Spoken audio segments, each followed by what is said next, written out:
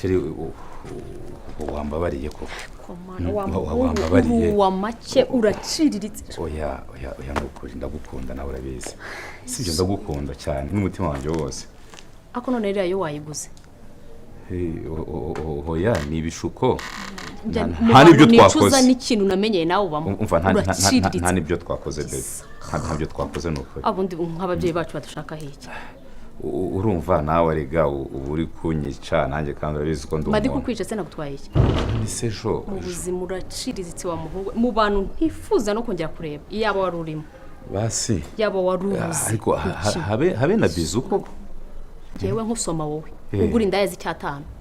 agura abanza ari n'icyatanu bakumva nabigenzanye suwe kumeze ariko rero utanakina dore ngiye impamvu ndakwanga oya ni inzobe ntabwo ari w'icyatanu